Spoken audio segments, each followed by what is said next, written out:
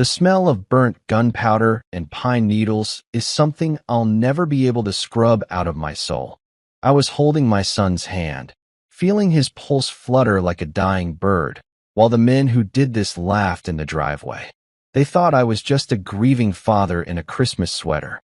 They didn't know they had just hunted the one man the Pentagon sends when ghosts need to be killed. Hit like, subscribe for more betrayal stories, and comment your city or country. I remember the way the snow looked under the streetlights, pure, white, and peaceful. It was the kind of night where you're supposed to worry about whether the turkey is dry or if you bought enough batteries for the kids' toys. I'm Logan. For 20 years, my world was sand, blood, and the hum of a C-130 transport plane. I was a Navy SEAL, a senior chief with more confirmed kills than I care to count. But that night, I was just a guy trying to be a dad. My son, Mason, was 19. He was home from college, and he'd invited a few friends over for a small Christmas Eve party in our basement.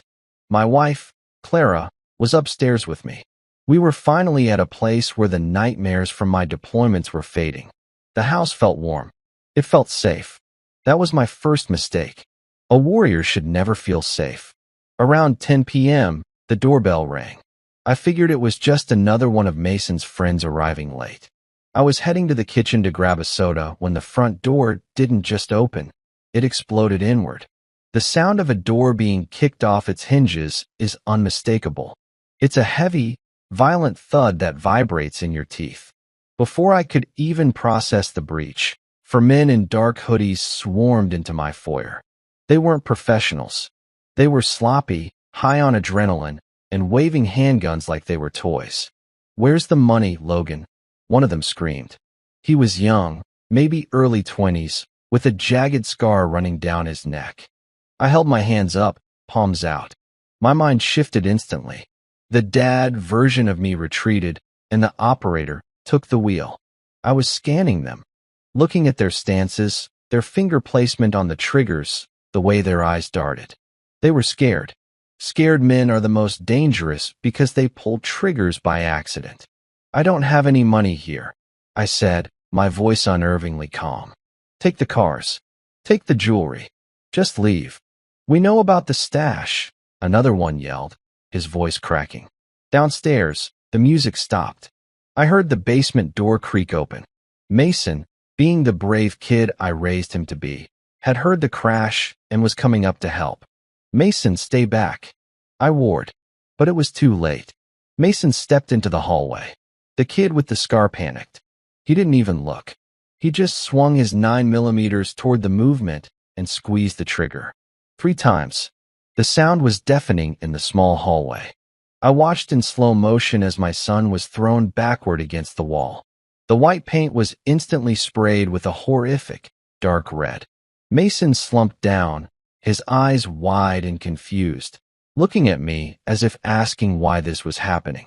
"No," Clara screamed from the top of the stairs. The gunmen didn't even check the house. They saw what they'd done, saw the blood, and they bolted. They piled into a beat-up black SUV and screeched out of the driveway, leaving the scent of burning rubber and death behind them. I didn't chase them. Not yet.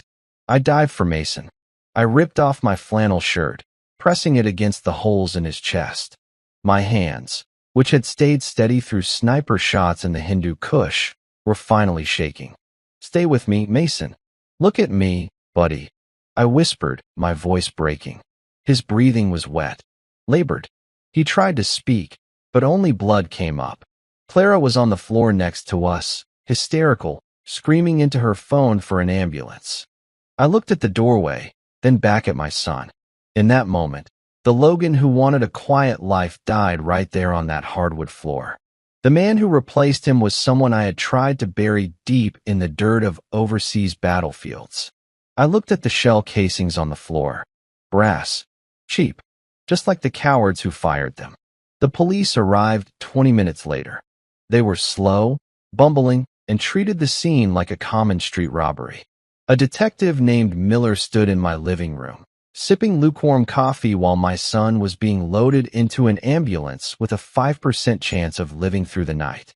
It's a rough neighborhood lately, Mr. Miller, the detective said, not even looking me in the eye. Probably just a gang initiation. These kids from the Iron Vipers group, they're out of control. We'll put out an APB, but don't hold your breath. I looked at Miller. He saw a broken, middle-aged man in a blood-stained undershirt. He didn't see the predator staring back at him. The Iron Vipers? I asked. My voice was a low, dangerous growl. Yeah, small-time thugs. They think they're kings of this city. Miller sighed, checking his watch. Go to the hospital. Let us handle the police work. I watched them tape off my house. I watched them walk over the evidence. I knew right then that if I waited for the system, my son's shooters would be back on the street by New Year's. I walked over to the corner of the room where a man was standing in the shadows. It was Hunter, Clara's brother. He looked pale, sweating despite the winter chill. He was looking at the blood on the floor with a strange, guilty intensity. You okay, Logan? Hunter asked, his voice trembling. I can't believe this happened. In this house. I looked at him. Really looked at him. Something in his eyes shifted. He looked away too fast. A cold realization crawled up my spine. These thugs had asked about a stash. I didn't have a stash. I was a retired vet living on a pension and some savings. Someone had told them I was rich. Someone had pointed them to my front door. I didn't say a word to Hunter. I just walked out to my garage. I walked past the lawnmower and the bicycles to the very back, where a heavy steel workbench was bolted to the floor. Underneath it, behind a false wall of drywall, sat a Pelican case that hadn't been opened in 5 years. I punched in the code. The locks hissed as the vacuum seal broke. Inside sat my customized 416 Hong Kong dollars, my Sig Sauer sidearm, encrypted comms, and a pair of high-definition night vision goggles. The world thought I was a retiree. The gang thought I was a victim. They were about to find out that when you hunt a lion, you better make sure he's dead. Because if he's just wounded, he's going to turn your world into a graveyard. I checked the magazine on my pistol, the metallic click sounding like a death knell in the quiet garage. My son was fighting for his life in room 402. And I was about to start a war that this city wouldn't forget for 100 years. I pulled my phone out and dialed a number I hadn't called since I left the teams. It's Logan, I said when the line picked up. I need a ghost trace on a black SUV. And I need it 5 minutes ago. The hospital air smelled like bleach and failure. Every time the automatic doors hissed open, I felt a jolt of electricity run down my spine, my hands instinctively twitching for a grip that wasn't there. I sat in a plastic chair that felt like it was made of ice, watching the red digital clock on the wall. Each second was a heartbeat my son was struggling to keep. Clara was pacing the small waiting room, her face a mask of tear-streaked ruin. She looked at me, her eyes searching mine for some kind of comfort, but I had none to give. I was a hollow shell, a weapon being recalibrated. To her, I was a husband. To the world, I was a victim. But inside, I was calculating wind speeds, entry points, and the structural integrity of the human skull. Logan, say something, she whispered, her voice cracking. Please, talk to me. Tell me he's going to be okay. I looked at her, and for a second, the mask slipped. He's a fighter, Clara. He's got my blood in him. He's not going anywhere. It was a lie. I'd seen enough chest wounds in the field to know the odds. The surgeon had come out an hour ago, his green scrubs splattered with my son's life, telling us Mason was stable but critical. In medical terms, that meant he was hanging onto the world by a thread, and that thread was fraying. Detective Miller walked into the waiting room, looking even more exhausted than he had at the house. He didn't come to offer hope. He came to offer excuses. He leaned against the vending machine, clutching a folder like it was a shield. We found the SUV, Miller said, avoiding my gaze. Torched in an alley 3 miles from your place. No prints, no DNA. We're checking the local CCTV, but these guys knew the blind spots. The Iron Vipers, I said, my voice flat. That's what you called them, right? Look, Logan, Miller sighed, finally looking at me. I know who you were. I saw your file. But this isn't a desert in the Middle East. You can't just go out there kicking doors. These kids are protected by a guy named Victor. He's got lawyers, he's got muscle, and he's got half the local precinct looking the other way. If you try to play hero, you'll end up in a cell, and Mason will have no father. I stood up slowly. I was a good 6 inches taller than Miller, and I watched the color drain from his face as I stepped into his personal space. I didn't yell. I didn't threaten. I just leaned in close enough for him to see the dead look in my eyes. "You have a badge to protect you, Miller," I whispered. "I have 20 years of experience in making people disappear. If your system doesn't find the boy with the scar on his neck in the next 12 hours, the system becomes irrelevant." Miller swallowed hard, took a step back, and adjusted his tie. "Don't do anything stupid, Logan." He turned and hurried out of the ward. I watched him go, knowing he was already calling someone to warn them. He wasn't just lazy, he was terrified. And terrified cops are usually on someone's payroll. I felt a hand on my shoulder. It was Hunter. My brother-in-law had followed us to the hospital, but he'd been staying in the shadows, nursing a cup of coffee that his shaking hands kept spilling. He looked like a man who was watching his own funeral. "Logan, maybe the detective is right," Hunter said, his voice thin. "These guys, they're dangerous. Maybe we should just let it go. Focus on Mason." I turned my head slowly to look at him. "Let it go? My son is in there with tubes down his throat because some punk wanted a stash that doesn't exist. How did they even know my name, Hunter? How did they know I was a vet?" Hunter's eyes darted to the floor. He started picking at a loose thread on his jacket. "I don't know, man. People talk. You know how it is. People do talk," I said, stepping closer to him. I could smell the stale sweat on him, the smell of a man who was hiding a secret. And usually, they talk when they owe money to people they shouldn't. "What's that supposed to mean?" Hunter snapped, trying to find some backbone. "It means I'm going to find out who opened my door tonight," I said. "And when I find them, I'm going to show them exactly what I did for a living." I walked away from him, leaving him trembling in the hallway. I headed toward the hospital exit. I needed to move. Staying still was making the monster in my chest roar for blood. As I reached the heavy glass doors, my phone vibrated in my pocket. It was a text from an encrypted burner number. "SUV was registered to a shell company. Trace leads to a warehouse on 4th Street. Victor's territory. Sending coordinates now." I felt a cold, familiar calm wash over me.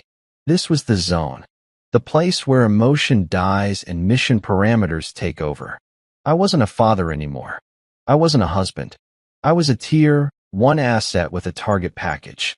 I drove back to my house in silence. The police tape was fluttering in the wind, a yellow reminder of the violation of my sanctuary. I went straight to the garage. I didn't need the heavy gear yet. That was for the endgame. For tonight, I needed information. I grabbed a pair of tactical gloves, a roll of duct tape, and a heavy-duty, serrated knife. I also took a small, black device from my kit, a localized signal jammer. If I was going into Victor's backyard, I wasn't going to let anyone call for backup. The warehouse on 4th Street was a crumbling brick monster surrounded by rusted chain-link fences. 2 lookouts sat in a silver sedan at the front gate, smoking and scrolling through their phones. They were relaxed. They thought the darkness belonged to them. They were wrong. The darkness has been my home since I was 19 years old. I parked 3 blocks away and moved through the shadows of the alleyways. My movement was silent, my breathing rhythmic. I slipped through a hole in the fence, staying low, using the piles of discarded tires as cover. I was behind the sedan in less than 3 minutes. I didn't use a gun. A gun makes noise. A gun is final. I needed these kids to talk.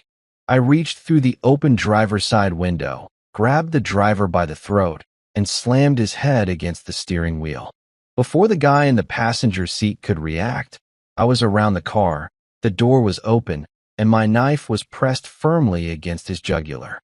One sound. I whispered into his ear, "And you'll be trying to hold your throat together while you bleed out on this upholstery. Do you understand?" The kid, he couldn't have been more than 18, nodded frantically, his eyes bulging. Where's the kid with the scar on his neck? I asked, pressing the blade just hard enough to draw a single drop of blood. The one who shot the boy on Christmas Eve. I don't know, he whined. Victor moved him. He sent him to the safe house. Where's the safe house? I can't tell you. Victor will kill me. I leaned in closer, my voice dropping to a level that made the kid sob. Victor is a man. I am the thing that men like Victor have nightmares about. You have 3 seconds to give me an address, or I start taking fingers. Okay. It's the old Pier Apartments. Room 302.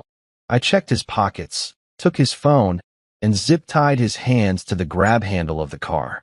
I did the same to the unconscious driver. Then, I took the keys and threw them into the dark weeds of the lot. I stood up, the cold night air hitting my face. I had a location. I had a name. And I had a burning fire in my gut that only one thing could extinguish. I looked up at the moon, thinking of Mason. Hang on, son. I'm just getting started. As I walked back to my truck, I saw a black sedan watching me from the corner. It didn't move. It just sat there, its headlights off, like a predator waiting for the right moment to strike. I realized then that this wasn't just a gang hit. This was a setup.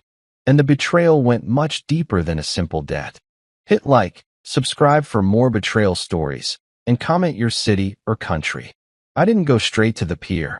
A soldier who rushes into a trap is just a dead man with a weapon, and that black sedan following me was a clear warning.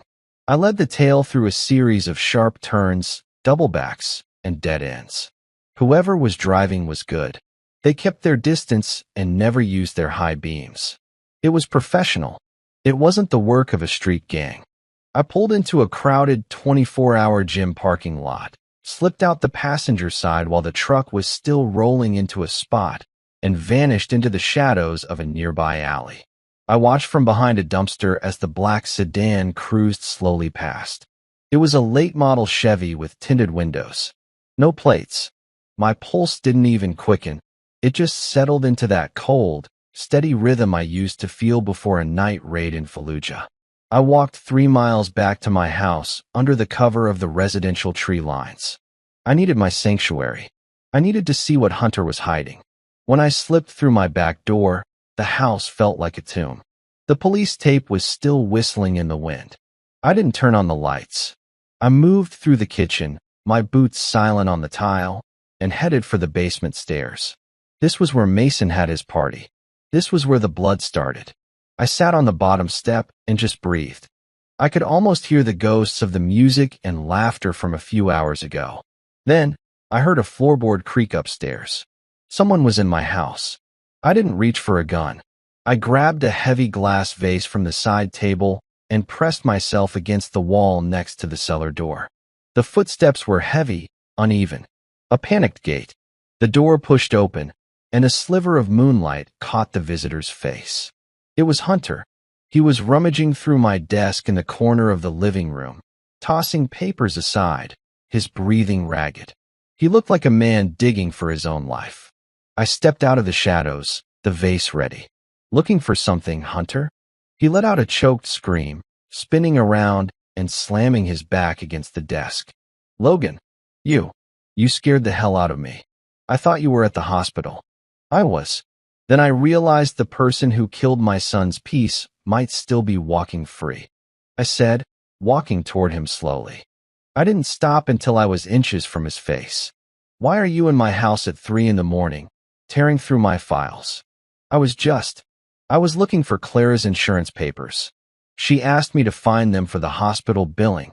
He stammered, his eyes darting everywhere, but at me. Liar. The word was a gunshot. You're looking for the ledger.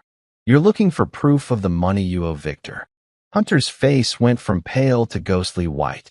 He tried to push past me, but I caught him by the throat and pinned him against the wall. I didn't use my full strength. I didn't want to snap his neck yet, but I made sure he felt every ounce of the deadliest seal reputation I'd earned. I saw your face at the hospital, Hunter. You didn't look sad. You looked terrified. You told those vipers I had a stash in the house, didn't you? You thought if they robbed me, your debt would be wiped clean. No. Logan, listen to me. I am listening. I growled, my grip tightening. I'm listening to your heart racing like a cornered rat. Tell me the truth, or I swear, I'll take you to that basement and show you exactly what I learned about interrogation from people who don't follow the Geneva Convention. Hunter broke. He slumped in my grip, sobbing. I didn't think they'd shoot anyone. They were just supposed to scare you. I owed Victor 50 grand from the games, the underground poker. He said he'd kill my kids if I didn't pay. He said you were a rich vet with a safe full of cash. You traded my son's life for a gambling debt, I whispered. The betrayal felt like a serrated blade twisting in my gut. This wasn't just a gang hit anymore. This was a family execution. I'm sorry, Logan. Please. Victor, he has the whole city. He's got Judge Vance and the lawyers. You can't fight them. I let go of him, and he crumpled to the floor. Judge Vance, the one who handles the city's high-profile criminal cases. He's on the payroll, Hunter choked out. He keeps the Vipers out of jail, and they keep his pockets full. That's why the cops won't do anything. It's a closed loop, Logan. You're just one man. I'm not just a man, Hunter. I'm the consequence of your choices. I reached down, grabbed him by the collar, and dragged him toward the garage. I threw him into the back of my truck and zip-tied his hands to the floor bolts. He started to scream, but I stuffed a shop rag in his mouth. He was my leverage now. He was the only one who could link the gang to the respectable men in suits. I went back to the hidden Pelican case. This time, I didn't just take the pistol. I pulled out my suppressed sniper rifle, a 12 Malawian Quatches special-purpose rifle. I checked the glass, the bolt, and the suppressor. I looked at my reflection in the dark window of the garage. My face looked different. The lines of Dad were gone. The eyes were cold, distant, and focused. I looked like the man who had spent 6 months in a spider hole outside Kandahar. I looked like a ghost. My phone chimed. It was a message from the nurse I'd paid to stay by Mason's side. Mason's heart stopped. They brought him back, but he's failing. You need to come now. I stared at the screen. The urge to rush back to the hospital was a physical weight, a scream in my lungs. But I knew how this worked. If I went back, I was a sitting duck. If I wanted to save Mason, if I wanted to make sure he had a world worth waking up to, I had to finish this. I climbed into the driver's seat. Hunter was sobbing in the back, muffled by the rag. I didn't feel pity. I didn't even feel anger anymore. I felt nothing but the mission. The pier apartments were a graveyard of broken dreams, a row of concrete shells overlooking the black water of the harbor. Room 302 was on the 3rd floor, overlooking a rusted parking lot. I parked 2 blocks away and moved through the shadows of the shipping containers. The air was salty and freezing.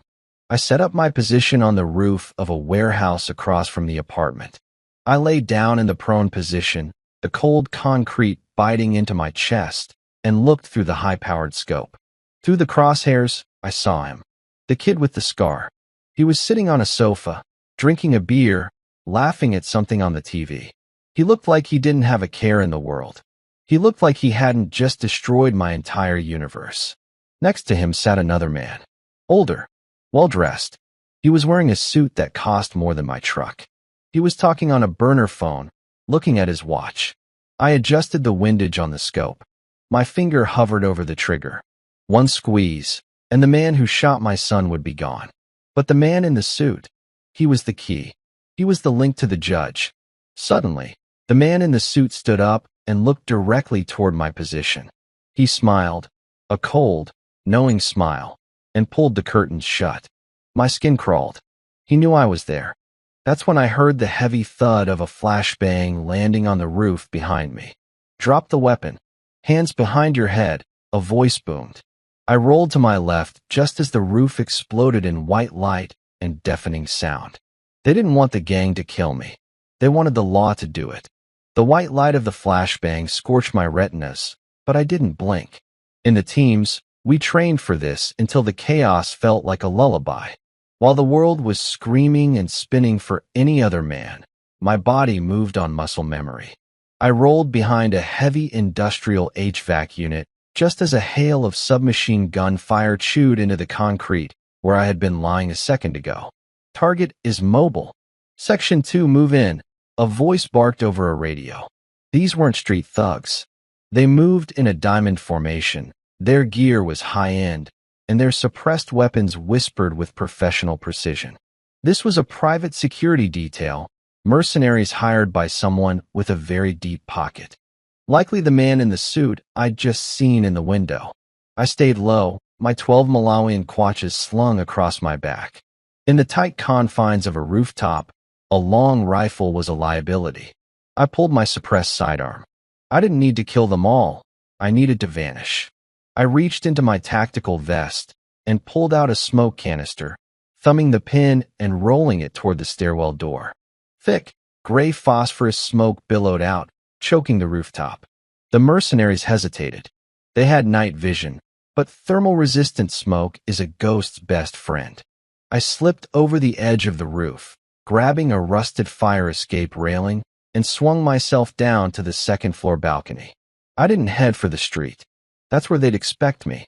Instead, I kicked in a window to an empty unit and moved through the darkness like a shadow. I could hear their heavy boots pounding on the roof above me. They thought they had a retired SEAL cornered. They forgot that a SEAL is most dangerous when the environment is hostile. I reached the hallway and headed straight for room 302. If they were looking for me on the roof, the package, the kid with the scar, was vulnerable. I didn't knock. I placed a small strip of breaching charge on the door frame and stepped back. Pop! The door groaned and swung open. I drifted inside, low and fast, my pistol lead lining the darkness. The kid with the scar was scrambling for a shotgun on the coffee table. He was slow. He was sloppy. I was on him before his fingers even touched the wood. I slammed the butt of my pistol into his temple, watching his eyes roll back as he collapsed. The man in the suit was gone. The back window was open, the curtains fluttering in the freezing wind. He had used the kid as bait to keep me occupied while his hitters moved in. I grabbed the kid by his hoodie and dragged him toward the back exit. I needed to get him to my truck. I needed him to talk before the mercenaries realized I'd slipped the noose. I reached the alleyway just as a black SUV screeched to a halt at the entrance. 2 men jumped out, but I was faster. I fired 2 rounds into the engine block, the heavy slug shattering the radiator and stalling the vehicle. While they scrambled for cover, I threw the unconscious shooter into the back of my truck, right next to a trembling Hunter. "Logan, what are you doing? They're going to kill us both." Hunter muffled through his gag. I ignored him. I slammed the truck into gear and tore out of the alley, the tires screaming against the asphalt. I drove with my lights off, using my internal map of the city to navigate the back streets. I didn't go back to the house. I headed for an old, abandoned shipyard my unit used to use for off-the-books training years ago. It was a skeleton of rusted steel and salt-rotted wood, miles from the nearest patrol car. I dragged both men out of the truck and threw them onto the cold floor of a dry dock. I pulled the rag out of Hunter's mouth and the tape off the kid's eyes. The kid with the scar woke up screaming. "You're dead. Victor is gonna peel your skin off." "Old man, do you know who he is?" I sat down on a wooden crate in front of them, the moonlight casting long, jagged shadows across the floor. I began cleaning my knife with a slow, methodical stroke. "I know who he is," I said, my voice as cold as the Atlantic. "He's a man who sent a child to do a professional's job. And you're the child who shot my son." "It was just business," the kid spat, though his voice was shaking. "We were told there was a safe. We didn't know the kid would jump out." "His name is Mason," I whispered. I stood up and walked over to him, pressing the tip of the knife against the scar on his neck. "And every breath you take is a debt you owe him. Now, let's talk about the man in the suit. Who is he?" The kid shut his mouth tight, his jaw jutting out in a fake show of bravado. I looked at Hunter. "Hunter, you know him, don't you? He was in that room." Hunter was shaking so hard his teeth were chattering. That's Quentin. He's the fixer for Judge Vance." He handles the money. Logan, if you touch him, there's no turning back. They'll label you a domestic terrorist. They'll hunt you with everything the state has. They already took my son, I said. They have nothing left to threaten me with. I turned back to the kid. Quentin left you behind, son. He used you as a distraction. He's probably cleaning his tracks right now, which means you're a loose end. To him, you're already dead. To me, you're an atlas. Point me to Victor's main hub, and maybe you'll live to see the sunrise from a jail cell. I ain't saying nothing, the kid hissed. I didn't argue. I grabbed his hand, laid it flat on the concrete, and drove the knife through the fleshy part of his palm. The scream that ripped out of him echoed through the shipyard, a raw, primal sound of agony. That was for the first bullet, I said, my expression unchanged. The second one goes through your knee. The third, well, you won't be awake for the third. Wait, wait, the kid sobbed, his bravado vanishing in a spray of blood. It's the foundry, on the north side. Victor stays in the office above the floor. He's got 20 guys there, all armed. It's a fortress. The foundry, I repeated. I knew the place. It was a labyrinth of heat and noise, a perfect place for a man like Victor to hide. I stood up and looked at my watch. It was 4:30 a.m. The sun would be up soon. I looked at Hunter, who was staring at me with pure horror. You're going to stay here with our friend, I told Hunter. If he moves, or if you try to leave, the silent alarm I just set will trigger a localized explosive I tucked under the truck's frame. Do you understand? It was a lie. There was no explosive, but Hunter was too broken to doubt me. I walked out to the edge of the pier, looking toward the city skyline. Somewhere in that maze of lights, my son was dying, and the men responsible were celebrating their victory. They thought they were the predators because they had a judge and a gang. They were about to learn that a SEAL doesn't need a badge or a law. He only needs a target. I picked up my phone and dialed a contact I hadn't used in years. A man who specialized in deniable logistics. I need a blueprint of the Northside Foundry, I said. And I need a heavy ordnance drop at Point Charlie. The quiet time is over. I'm going in hot. Dawn crawled over the harbor in pale strips of orange and gray. The world looked so calm that you'd never guess a war was about to start. I stood at the edge of the pier, the wind cutting through my jacket, staring at the waves. Somewhere across that dark skyline, my son was fighting for one more heartbeat, and the men who took everything from him were still breathing. The file from my old contact arrived at 6:14 a.m. sharp. Northside Foundry, 3 floors, multiple entry points, a fortified security office, reinforced walls, underground loading tunnels. If I stepped inside through the front door, I wouldn't make it 10 feet. That was fine. I didn't plan on walking through the front. I drove back to my house, not for rest, but to arm up. The place looked even emptier than the night before, as if grief itself had stripped the walls. My phone buzzed again. A voice message from Clara. Logan, they said Mason's heart stopped again. The doctors don't know if. Please come back. Please. Her voice cracked at the end, and for a moment, my chest tightened like a vice. But my son didn't need prayers, he needed peace. And peace was something I only knew how to buy in blood. While loading my gear, I glanced toward the framed family photo on the mantle. Me, Clara, Mason, and Hunter. I left it face down before I walked out. Some ghosts didn't deserve to be seen again. Inside the truck, Hunter sat slumped forward, half asleep, half broken. When he saw me carrying fresh ammo, his eyes widened like a trapped animal's. You're really going through with this? He stammered. This isn't revenge anymore, I said quietly. It's correction. He swallowed. You don't understand. If Victor dies, it doesn't end. Quentin will take over. Vance will cover it up. That's how it works. They won't have time to adjust. I cut him off. When I go in, the whole network goes dark. I grabbed his collar, forcing him to look me dead in the eye. But before I go, you're going to tell me what you haven't yet. How deep you're in with them. Hunter tried to turn his face away, but there's something about silence that demands truth. It wasn't just the debt, he he finally whispered. Clara knew. That stopped me cold. He went on, his words tumbling fast, desperate. She knew about the loan. About Victor. I told her I was in trouble, and she said she'd handle it. She met with Quentin behind your back. I thought she'd told you. I thought she warned you before Christmas. I stepped away, my mind spinning, rage and disbelief crashing together like a blackout thunderclap. Clara. She'd stood in our kitchen that night, pretending everything was normal. Pretending she didn't already know death was coming through our door. She said it was for your safety, Hunter whispered. She said if I talked, if I told you, it would make things worse. I didn't answer. I couldn't.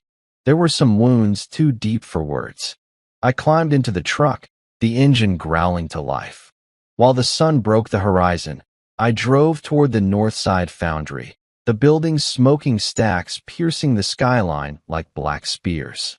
The roads were empty, silent, the city still asleep.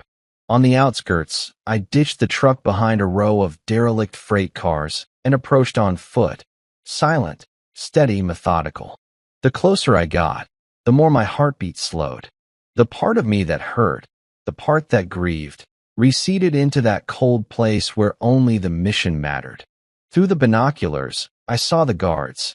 8 on rotation, 3 at the gate, 2 near the furnace room, 1 sniper on the roof. There were cameras, but they were wireless, the kind that could be scrambled for exactly 22 seconds using a signal disruptor. I moved in when the clock hit 7:03. A quick dart throw took out the rooftop sniper. His body slumped without sound. I scaled the ladder, retrieved his rifle, and set it for overwatch. Below me, 2 armed men were talking near the loading dock, their laughter echoing faintly off the steel walls. I waited until the wind turned, masking the sound, then moved down silently. A blade kissed one throat, a silenced shot ended the other. They were dead before they hit the floor. I slipped through the warehouse corridors, rust, oil, metal, sweat, and found the main office above the factory floor. Behind the reinforced glass, Victor sat in a leather chair, smoking a cigar and laughing into a phone. I took my position outside the door. One hand checked the pistol magazine, the other reached for the breaching charge. My thumb hovered over the detonator. Then I heard voices. From inside. Quentin, we finished cleaning up the pier mess, Victor said, his voice muffled through the wall. The old man took the bait. He's probably dead by now. You can tell Vance we're clear. Then another voice replied. Smooth, practiced. It was Quentin. He won't stop, Victor. You don't understand what you triggered. That man's a ghost from command files. They call him the Reaper. You think bullets will stop him? No. The only way to kill him is before he knows who's holding the knife. And he already does. The words sliced through me more than I expected. They knew. They knew who I was. I kicked the door open. Victor's cigar hit the desk. Quentin froze, mid-call. I fired once, just above Victor's hand. The bullet snapped through the phone. The two of them flinched like startled animals. You wanted a war, I said. Congratulations. You got one. Victor reached under the desk. I shot the drawer before his fingers could touch metal. The explosion of wood and steel made him scream as splinters tore into his wrist. Quentin tried to back toward the exit, but I moved on him first, slamming him into the wall hard enough to rattle the glass. Where's your judge now? I hissed. Who's watching you, Quentin? He coughed, choking. He'll bury you. The court, the press, everyone. You think this ends clean? It doesn't need to end clean, I said. It just needs to end. I turned the pistol on Victor. You shot my boy. You walked into my home, dragged blood across my floor, and laughed about it. What? Victor's face twisted, the fear in his eyes warring with pure arrogance. Because you were supposed to be dead. You were the payoff. Vance wanted the war hero gone before the election. Quentin made the call. I looked at Quentin, who stayed silent, his face shattered in terrified disbelief. So that was the truth. My family's tragedy had been a cover-up, a political favor dressed as street violence. They didn't just try to rob me. They tried to erase me. I exhaled once, steady. Then you tell them, I said softly. You tell them the Reapers come home. I raised my weapon. A shot thundered from behind me. My whole body jolted. I spun around. Hunter stood in the doorway, holding one of the dead guard's rifles. Smoke curled from the barrel. His eyes were glassy, his voice shaking. Don't do it, Logan. Please. He'll kill Clara if you. She made her choice, I said through clenched teeth. He took another step forward, aim wavering between me and Victor. Then maybe I didn't make mine yet. The barrel of his gun trembled. I could almost see the sweat dripping off his palms. Outside, sirens began to wail in the distance. Someone had triggered the silent alarm. I glanced at the desk clock. 7:09. Time was gone. Drop it, Hunter, I said. Don't make me finish this with your blood too. The next second was agony stretched thin. 3 lives in balance. Betrayal reaching its breaking point. Hunter's voice cracked. I'm sorry, Logan. The world didn't explode. It went quiet. Hunter's finger tightened on the trigger, his knuckles white, but his eyes were flooded with tears. He wasn't a killer. He was a coward caught in a spider web. I didn't raise my gun. I just looked at him, letting the cold weight of my gaze pin him to the spot. If you pull that trigger, Hunter, you lose the only person who can keep you alive, I said, my voice steady and low. Victor won't reward you. He'll execute you to close the loop. Hunter's sob was a ragged, pathetic sound. The barrel of the rifle dipped toward the floor. In that split second of hesitation, I moved. I didn't shoot him. I closed the distance and disarmed him with a single, fluid strike to his wrist. The rifle clattered to the floor, and I shoved him into the corner. Stay down, I growled. I turned back to the desk, but Quentin had used the distraction. He had vanished through a side door leading to the catwalks. Victor was still there, clutching his mangled hand, his face purple with rage. You're done, Seal. Victor roared, his voice echoing off the corrugated metal walls. My men are coming up. You're trapped in a box. I'm not trapped in here with them, I whispered, leaning over the desk until our noses almost touched. They're trapped in here with me. The sirens were screaming outside now, but they weren't police sirens. They were the foundry's emergency alarms. The gate guards were dead, and the remaining Vipers were swarming the floor below. I could hear the heavy thud of boots on the metal stairs. I grabbed Victor by the collar and dragged him toward the window overlooking the furnace floor. Below us, the massive vats of molten iron glowed with a terrifying, hellish light, throwing long, distorted shadows against the walls. You like to play with fire, Victor? I asked. I pulled a thermite charge from my vest, a gift from my old supply contact. I slapped it onto the reinforced glass of the office window and pulled the pin. 3 seconds later, the glass didn't just break, it liquefied. The heat hit us like a physical blow. I threw Victor onto the catwalk outside the office, the metal grating sizzling under his boots. I looked down. 12 men were fan out across the floor, their weapons aimed upward. There he is. Kill him, someone yelled. The air filled with lead. I dived behind a heavy steel pillar, sparks flying as bullets chewed into the metal. I didn't return fire immediately. I waited. I counted the rhythm of their shots. Most of them were spraying and praying, pure amateur hour. I pulled a flashbang and dropped it straight down into the center of the group. Bang! While they were clutching their ears and eyes, I went to work. This wasn't a firefight, it was an extraction. I picked them off with surgical precision, one shot, one drop.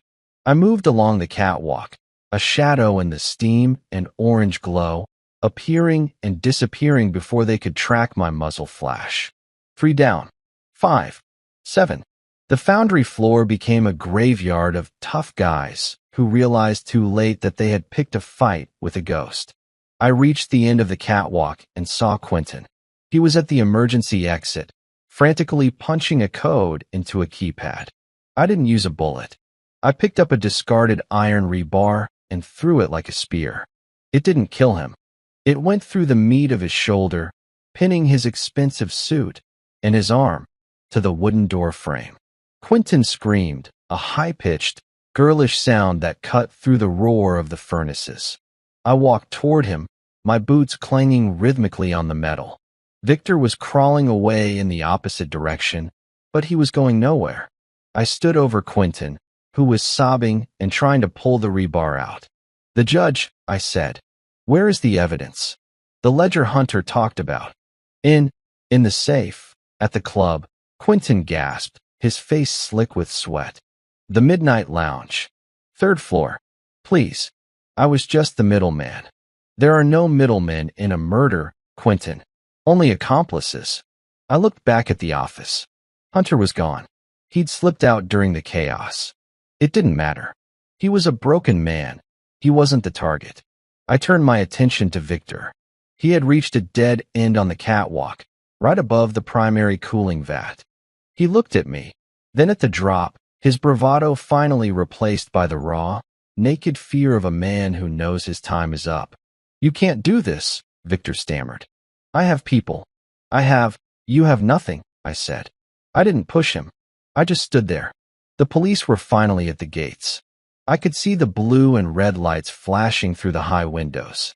I had minutes before I became the villain in the evening news. I looked at Victor one last time. "My son is 19. He had a whole life. You traded it for a gambling debt and a political favor. I'll give you the money. Double it. I don't want your money, Victor. I want you to feel the weight of every life you've ruined." I stepped back and pulled my phone out.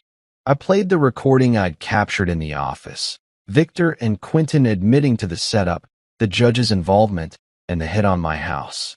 I hit send to every major news outlet in the state. "The system won't protect you anymore," I said. I turned and vanished into the steam of the foundry floor just as the SWAT team breached the main doors. I didn't stay to watch the arrest. I had one more stop to make. The Midnight Lounge. As I slipped out into the cold morning air, my phone buzzed. A text from the hospital. "Mason is awake. He's asking for you." The ice in my heart cracked, just for a second. But I couldn't go to him yet. If I went now, the judge would win. I had to finish the quiet revenge. I had to burn the ledger. The hospital was only 5 miles away, but it felt like it was on another planet. Every nerve in my body screamed at me to turn the wheel, to go to Mason, to hold my son's hand and tell him I was there. But the Reaper in me knew better.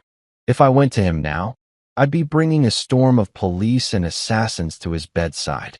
To protect him, I had to stay a ghost. I drove toward the city center, my eyes fixed on the rearview mirror. The news was already breaking.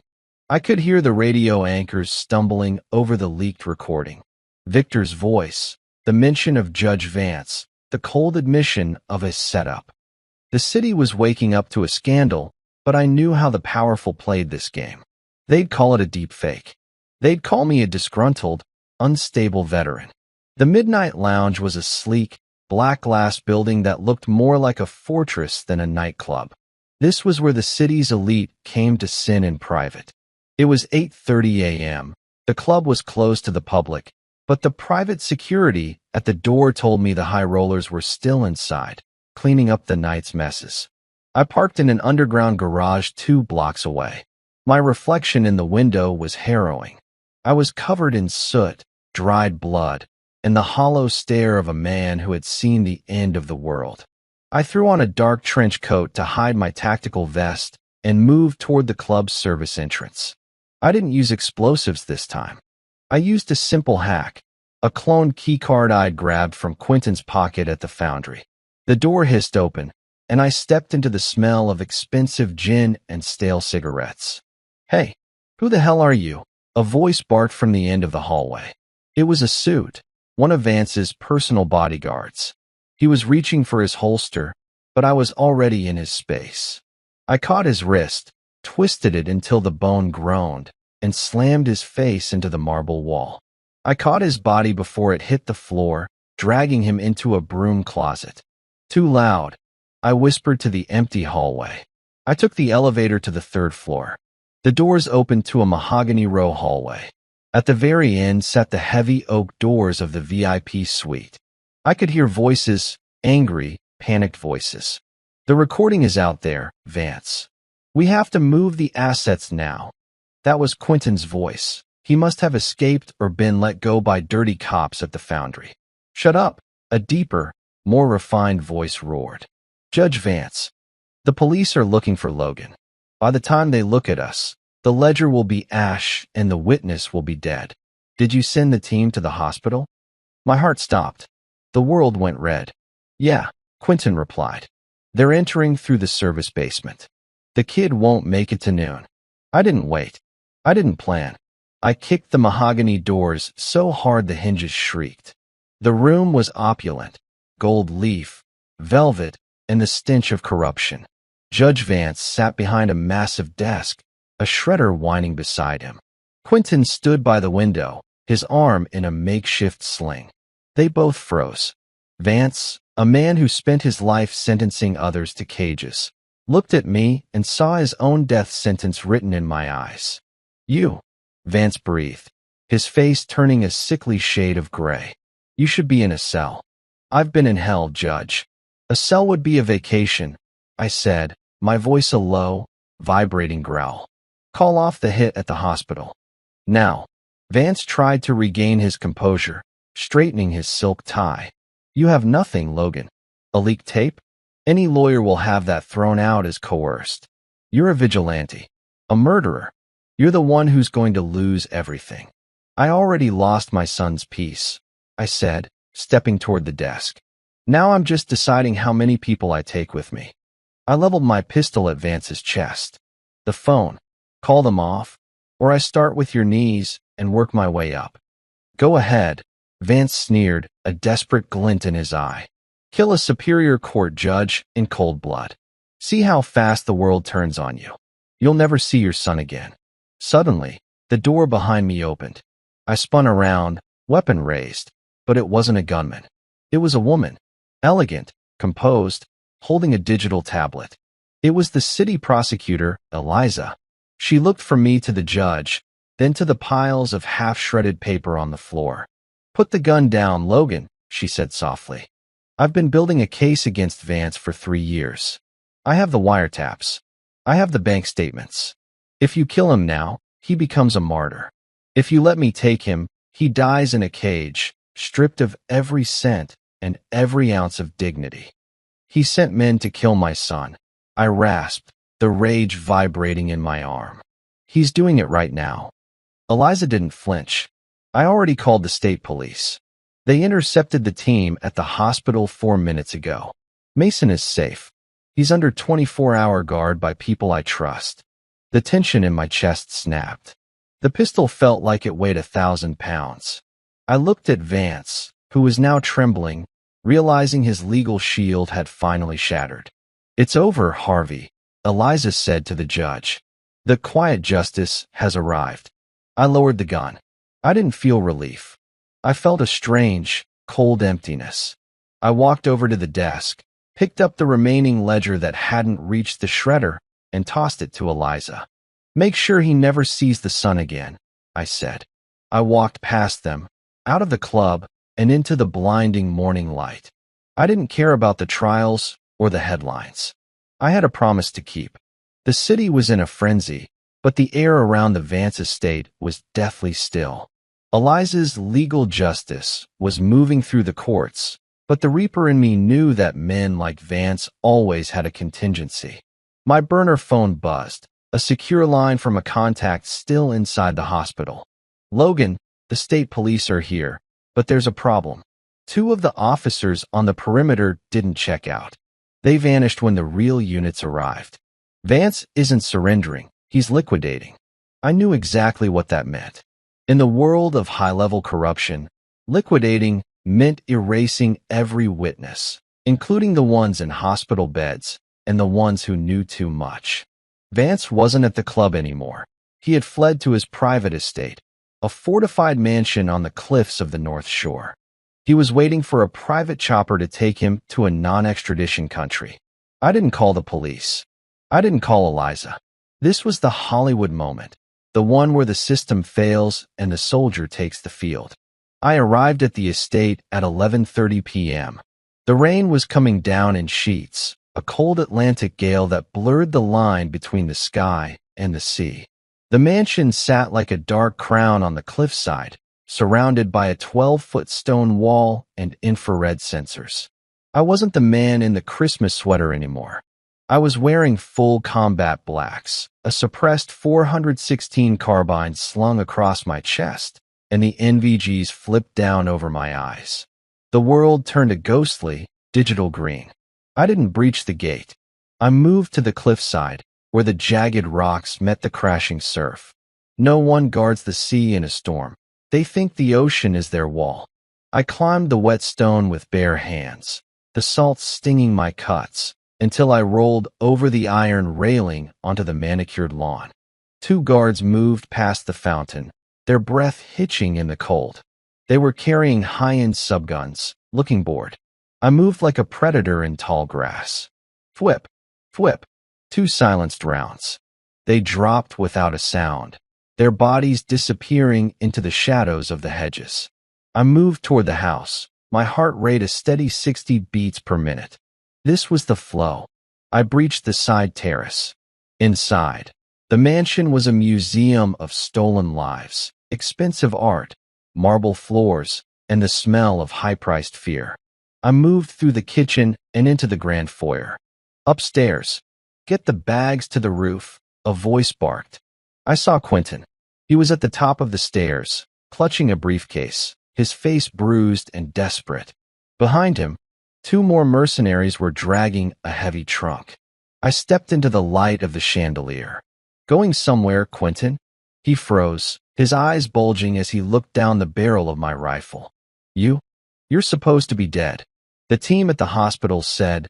"The team at the hospital is currently being processed by the coroner." I lied, my voice a cold steel blade. "Drop the bag." The mercenaries didn't hesitate. They raised their weapons, but I was already mid-roll behind a marble pillar. The foyer erupted in a storm of glass and plaster. I leaned out, firing in controlled pairs. 1 merc went down with a shot to the high chest. The second ducked into the library. I tossed a flashbang up the stairs. The explosion shattered the crystals of the chandelier, raining glass down like diamonds. I charged up the stairs through the smoke. Quentin was crawling toward the master suite, his briefcase forgotten. I didn't stop for him. I kicked in the double doors of the office. Judge Vance was standing by a wall safe, his hands shaking as he stuffed stacks of $100 bills into a duffel bag. He looked at me, and for the first time, he didn't look like a judge. He looked like a small, pathetic old man. "Logan, wait," he screamed, backing toward the balcony. "I can give you names. I can give you the governors, the senators, the people who really ordered the hit." "I don't care about the names," I said, stepping closer. "I care about the boy who can't breathe without a machine because you wanted to balance your books." I reached out, grabbed him by the throat, and slammed him against the glass doors. The balcony overlooked the jagged rocks and the churning Atlantic 100 feet below. "You spent your life playing God," I whispered. "Now let's see if he catches you." I dragged him out onto the balcony, the wind howling around us. I held him over the railing, his feet dangling over the abyss. He was sobbing, begging, offering me millions. Suddenly, my phone vibrated in my tactical vest. I pulled it out with one hand while holding the judge with the other. It was a video call. I swiped it open. It was Mason. He was pale, his chest bandaged, but his eyes were open. He was smiling, a weak, tired smile. "Dad?" His voice was a tiny whisper. "Dad, come home. Please." I looked at the judge, then back at my son's face on the screen. The rage that had been fueling me for 48 hours suddenly felt heavy. If I dropped Vance, I was the monster they said I was. I'd be giving Mason a father who was a murderer. I pulled Vance back over the railing and threw him onto the wet stone of the balcony. "You're not worth his soul," I said. I tied Vance's hands with zip ties and dialed Eliza. "He's at the North Shore estate," I told her. "Bring the feds." "And Eliza?" "Tell the hospital I'm on my way." I walked away, leaving the judge weeping in the rain. I had won the war, but as I headed for my truck, I saw a figure standing by the gate. It was Clara. She was soaked to the bone, her face unreadable. "Logan," she said, her voice trembling. "There's something you still don't know." The rain lashed against the windshield of the truck, but inside, the air was suffocatingly still. Clara sat in the passenger seat, her hands trembling in her lap. We were miles away from the mansion, headed toward the hospital, but I pulled over into a dark overlook above the crashing surf. I couldn't look at my son until I knew what kind of lie I was carrying. "Speak, Clara," I said. My voice sounded like a stranger's, hollow and dead. "You think this was all about a gambling debt, Logan? You think Hunter is that important?" She finally looked at me, and I saw a coldness in her eyes I had never noticed in 20 years of marriage. "Hunter didn't point them to the house because he owed money. He pointed them there because I told him to." The world seemed to tilt. I felt the air leave my lungs as if I'd been hit by a frag out. "What are you talking about?" "The stash, Logan. The one the Vipers were looking for. It wasn't money. It was the encryption keys for the shadow accounts Vance used to fund his campaign." She leaned closer, her voice a sharp whisper. "I've been Vance's private accountant for 6 years. While you were away on missions, I was the one building this city's skeletons." I stared at her, the woman I had slept next to, the mother of my child. "You worked for the man who tried to kill our son? He wasn't supposed to be there," she screamed, her composure finally breaking into jagged shards. "The Vipers were supposed to hit the house while we were at the Christmas Eve service. It was supposed to be a burglary. I was going to hand over the keys. Vance would settle my exit from his firm, and we would move to the coast. We would have been free, Logan. Free from your nightmares. Free from the military life that was rotting us from the inside." "But Mason stayed home," I whispered, the horror sinking into my marrow. "He stayed home to surprise us with that party. I tried to stop them," she sobbed, clutching her head. "When I saw the SUV pull up, I tried to call it off, but Quentin wouldn't listen. He said once the wheels are in motion, you don't stop. He wanted those keys to blackmail Vance later. My greed, my escape, it almost killed my boy." I felt a wave of nausea so strong I had to open the door to breathe. The betrayal wasn't from a gang. It wasn't even from the corrupt judge. It was from the very heart of my home. My wife had traded our sanctuary for a suitcase full of digital blood money. "Where are they?" I asked, my voice dangerously quiet. "The keys." She reached into her coat and pulled out a small, unassuming silver USB drive. "Vance thinks Quentin has them. Quentin thinks they were destroyed in the Foundry fire. But I kept them. They're the only thing keeping us alive, Logan. If we give these to the feds, we're both going to prison. If we keep them, we can disappear." I looked at the silver drive. It represented the lives of every person Vance had crushed. It represented the bullets in my son's chest. And it represented the woman I no longer knew. "There is no we anymore, Clara," I said. I took the drive from her hand. Her face went pale. "Logan, don't. Think about Mason. He needs a mother. He needs a mother who didn't invite wolves into his bedroom," I replied. I put the truck back into gear and drove in silence. When we reached the hospital, the state police were everywhere. I saw Eliza standing near the entrance, looking exhausted but victorious. I didn't let Clara out of the truck. I pulled up to a sergeant I recognized. "Take her into custody," I said, my heart feeling like it was made of lead. "She's a material witness and an accomplice to the Vance Rico case. She has a full confession to make." "Logan, no. Please," Clara shrieked as they pulled her from the car. I didn't look back. I couldn't. I walked into the hospital, past the armed guards, and into the ICU. Mason was there, propped up on pillows. He looked so small under the white sheets, surrounded by the hum of machines. But when he saw me, his face lit up. "Hey, Dad," he whispered, his voice raspy from the tubes. You look like you've been through it." I sat on the edge of the bed and took his hand. It was warm. It was real. "I'm okay, buddy. It's over. Everyone's going to answer for what happened." "Where's Mom?" he asked. I felt a tear finally break through the stone mask I'd been wearing. I squeezed his hand, The weight of the last 48 hours finally crashing down on me. She's dealing with the police, Mason. There's a lot to talk about later. But right now, it's just us. Okay. He nodded, closing his eyes, his breathing steady and peaceful for the first time. I sat there in the quiet of the room, the deadliest seal in the world, feeling like the weakest man alive. I had the keys to the city's corruption in my pocket and the remains of my life in the hallway. But as I watched my son's chest rise and fall, I knew the mission wasn't about revenge anymore. It was about what comes after. It was about the quiet justice of a father who would burn the world down to save his son, even if he had to stand in the ashes alone. The hospital room was filled with the soft, rhythmic chirping of the heart monitor, a sound that, for the first time in days, didn't feel like a countdown. I sat by Mason's bed as the first light of a new morning filtered through the blinds. The storm had passed, leaving the city washed clean, though I knew the mud I had uncovered would take years to settle. Eliza entered the room quietly, holding a coffee cup she hadn't touched. She looked at me, then at the silver USB drive sitting on the bedside table. I didn't say a word as I pushed it toward her. That small piece of metal held the power to topple 3 decades of political dynasties. It was the quiet justice I had promised. "This is everything," Eliza whispered, her voice thick with awe.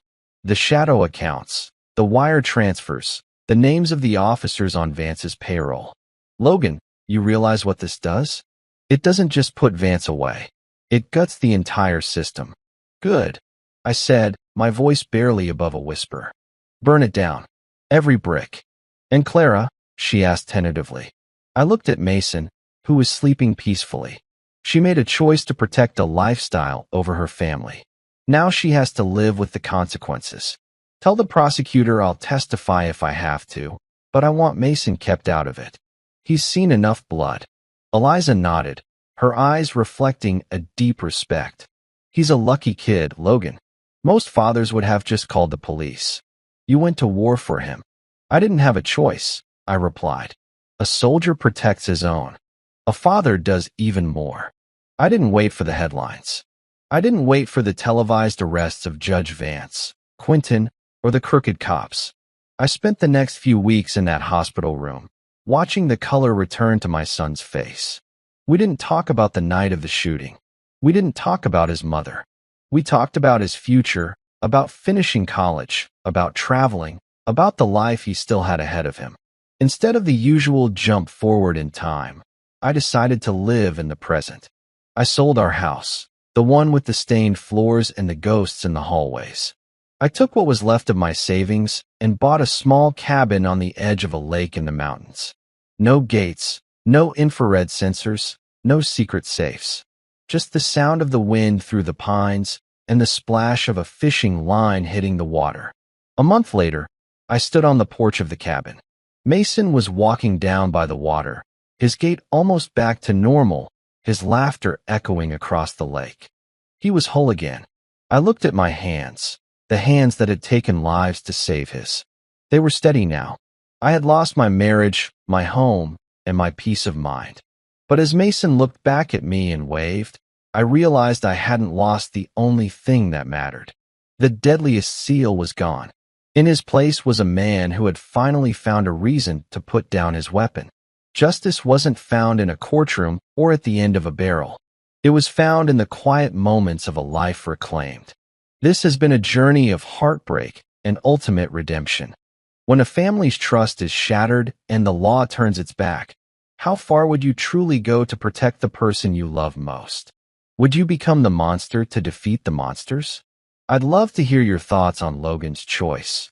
Did he do the right thing by turning in his own wife to ensure true justice?